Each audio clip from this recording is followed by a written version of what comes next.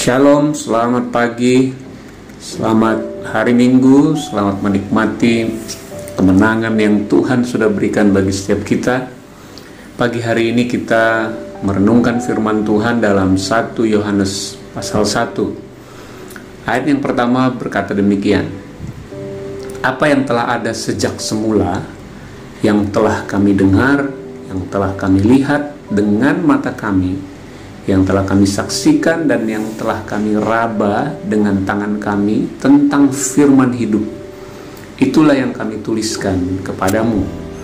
Saudara, ayat pertama surat 1 Yohanes 1 ini, Rasul Yohanes menegaskan tentang Kristus yang adalah sang firman itu. Ini mirip dengan bagaimana dia memulai menulis Injil Yohanes. Di situ dikatakan pada mulanya adalah firman. Firman itu bersama-sama dengan Allah dan firman itu adalah Allah. Dan di surat 1 Yohanes 1 ini dia mau jelaskan bahwa firman itu telah menjadi manusia. Jadi ini salah satu dasar iman kita, orang percaya bahwa Allah telah menjadi sama dengan manusia, menjadi manusia, yaitu Yesus.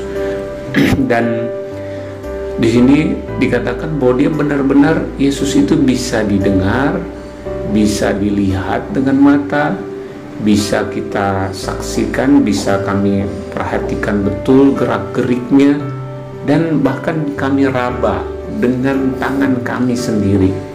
Bisa disentuh, bisa bersentuhan dengan manusia. Jadi Yesus ini betul-betul hidup. Karena memang waktu surat 1 Yohanes ini ditulis, ini untuk menghajar, untuk mengcounter serangan-serangan pengajaran yang salah, ajaran sesat yang mulai mengganggu, mulai masuk ke dalam komunitas orang percaya. Sebabnya Rasul Yohanes mulai menuliskan kebenarannya. Kemudian ayat yang kedua, hidup itu telah dinyatakan dan kami telah melihatnya, dan sekarang kami bersaksi dan memberitakan kepada kamu tentang hidup kekal yang ada bersama-sama dengan Bapa dan yang telah dinyatakan kepada kami.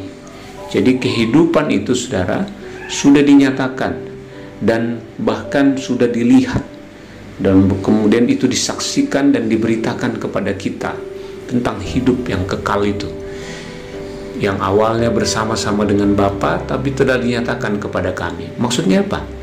Hidup kekal itu ternyata bicara tentang Yesus Kristus, sang firman itu yang sudah diberikan kepada kita, yang sudah dinyatakan kepada kita. Jadi waktu kita menerima Yesus sebagai Tuhan dan Juru Selamat, itu artinya kita menerima hidup yang kekal. Kemudian ayat yang ketiga dikatakan, apa yang telah kami lihat dan yang telah kami dengar itu kami beritakan kepada kamu juga, supaya kalau kita percaya, maksudnya kalau kita mau menerima berita Injil itu, supaya kamu pun beroleh persekutuan dengan kami.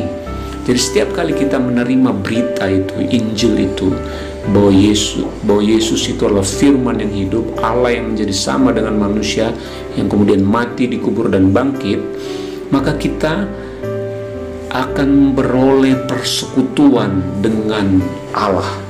Bahkan dikatakan di sini persekutuan dengan kami. Maksudnya ya rasul-rasul itu nggak bisa kita ragukan lagi imannya, nggak bisa kita ragukan lagi beritanya. Bahwa kalau kita percaya Yesus, maka kita bersekutu dengan persekutuan tubuh Kristus. Nah, apa itu maksudnya persekutuan tubuh Kristus? Ayat 3 dilanjutkan, dan persekutuan kami adalah persekutuan dengan Bapa dan dengan anaknya Yesus Kristus. Jadi kalau kita percaya Injil, saudara, berita kabar baik itu, kita menerima Yesus sebagai Tuhan dan Juru Selamat kita, maka kita ada dalam hubungan yang tidak bisa terpisahkan lagi. Awalnya hanya Allah Bapa, Anak dan Roh Kudus. Namun ketika dia datang, dia memanggil para rasul untuk kemudian bersekutu dengan persekutuan Allah Bapa, Anak dan Roh Kudus. Lalu para rasul itu memberitakan Injil.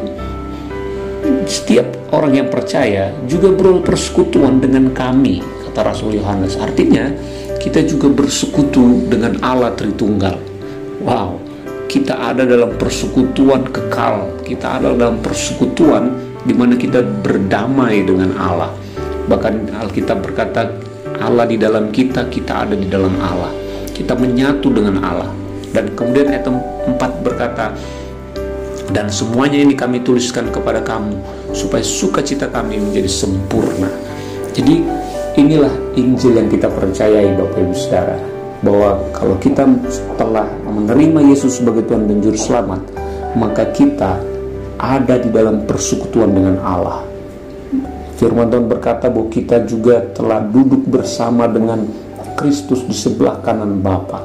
Kita ada di tempat yang terhormat, kita ada di tempat yang terbaik di surga. Jadi kalau kita sudah menyadari itu, sudah bahwa kita ada dalam persekutuan dengan Allah, bahkan di posisi yang terbaik di dalam persekutuan itu, yaitu di dalam Kristus, di sebelah kanan Allah Bapa, apalagi yang kita ragukan, apalagi yang kita takutkan. Karena seringkali orang Kristen masih takut nggak ke surga, takut nggak selamat. Lah kita ini sudah di tempat terbaik di dalam surga.